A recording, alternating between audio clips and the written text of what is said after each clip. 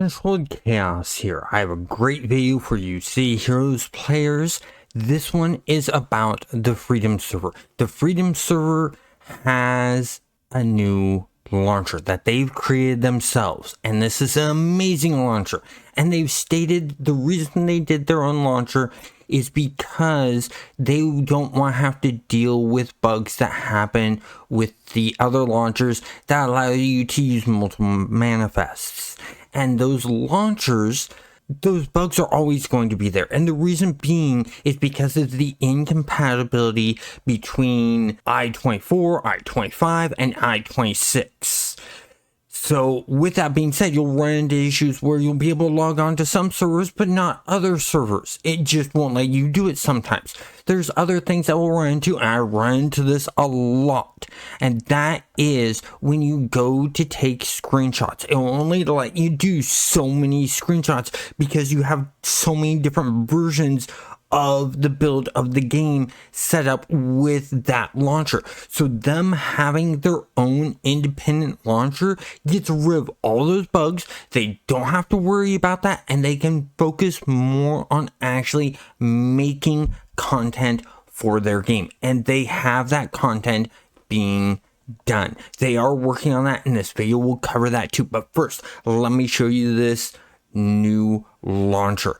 And if you're wanting to get it yourself, the links are in the description down below. So you click on one of the links, and when you do, it will bring up your browser and it will download a file like what I'm doing here. So I've done that, and you may have to confirm it like I just did there. Continue the download, and that will allow you to do the download like I've done there. So once you've done that, you can minimize that, and then you can bring up your Windows Explorer. You go to where it downloads, you double click on it, and it takes a moment or two, to do that. And it literally, Windows will come up with a warning and stuff like that. And your antiviruses may also come up with some warnings too.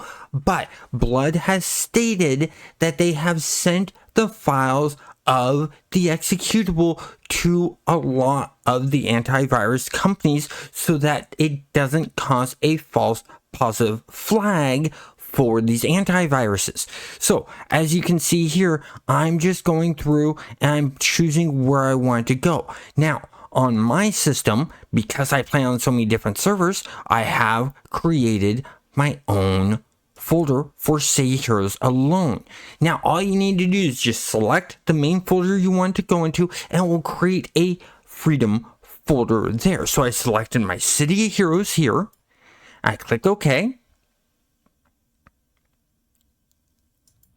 And so it's just not letting that happen there. So I'm going to do a workaround here because of that issue. So what I'm going to do is I'm going to go here. I'm going to go back to my game. I'm going to go to City Heroes. And what I'm going to do is I'm going to make a new folder. I'm going to call this free. Helps if I get rid of that extra R. Freedom. Hit enter. There we go. So I have the Freedom folder. I click OK. And now it's going to let it install. So it does its things, it installs. So there is the launcher there that you are seeing on screen with your validate and stuff like that. It has this green and black with white text look. But, excuse me, there are some cool things about this. If you go to options, you can actually have it download new skins. You can cycle through skins. Look at that. So as you can see, and you can go back to the default, but you can also download new skins. So I click download new skins. Click that. Click it again. Look at that. All these different skins, and there are 11 different skins. There's also going to be a link down below on where you can go to get more skins if you don't like any of these 11 skins that you can download that I'm cycling through, which is really, really good. And as you can see, I'm just going through these different ones so you can see what they all look like, because that's important. So let's see what number 11 looks like. Okay, number 11 just has that look. Let's go to number 1. So I'm going to find the one I really like, and I will show you. That one's okay. I think I saw one. Yeah, I like this one. So we have that. Now, all you have to do is click validate. And there you go. It is showing the download of it. It's very minimalistic and very nice. It's very simplistic for what needs to be done, but it's customizable to the feel that you want. And that's really cool. Now, while this is downloading, I do want to let you know that I spoke with Blood, and Blood wants to share some cool things with you guys and make it more than just about the launcher. So what he did is he sat down with me and we talked about new things that they're doing with the Paladin AT that they have. And here is what he had to say. Not only did he have that to say about the Paladin AT, he also wanted to show the work in progress that they're doing on the zone, the Khaleesi's Wharf zone. That's what he wanted to show. So here's him talking about that, and you're going to see some cool extra little bits I'm going to throw in at the end as a surprise. So here we go. Okay, so we just got done completing our first ATO set for the Paladin. We have, of course, just the standard. We have the superior attuned version, but we took it one step further and thought that some players enjoy playing and plussing up their IOs. So we took it one step further and we actually took an ATO and made it into an IO so they could go +1, +2, +3, and so on, to give them an added bonus option to a choice of what they want to do. He even showed us some cool things that they're doing in Pocket Ds. Watch this. So we didn't have this here before. We just had a vault reserve on both sides. Mm-hmm. Blue side in Pocket D now does have the AE. So you put the AE in Pocket Ds? Yes. Oh my god. Anything else you can show?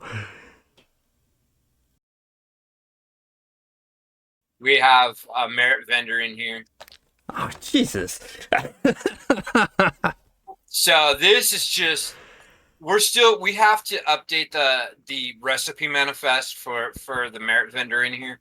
Hmm. So right now it's just showing the superior Paladin's retribution in here.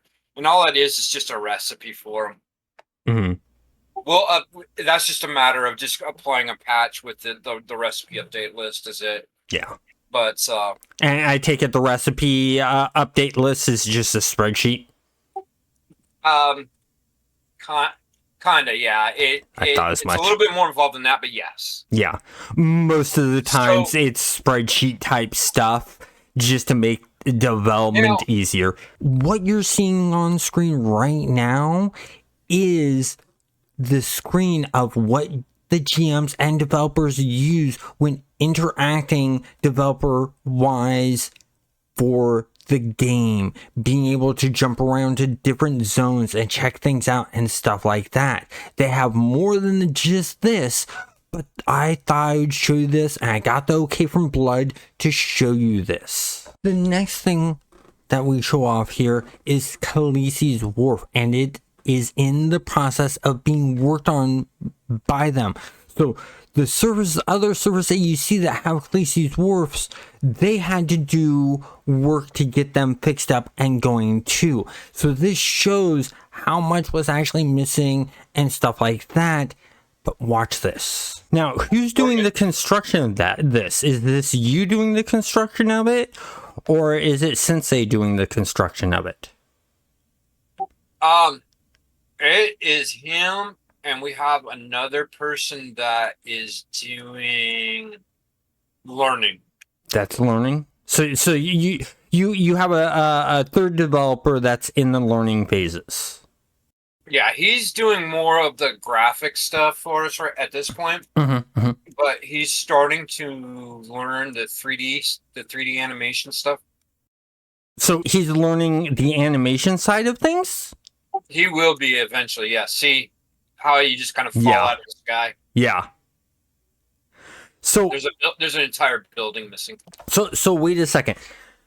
When you say 3D animation, are you talking actual like movement animation, or are you talking about just making 3D models? I think that he's looking at trying to do both. Okay. But don't quote me. I'll have to ask him. Yeah. Because that would be really cool for you guys to have your own animator and learning how to import animations into City of Heroes. Because no other current City of Heroes server has any custom animations. Yeah. That's what we're looking at. I've given him pretty much all of the software that he needs. There's a few more that he'll need to do actual 3D effect animation. Okay.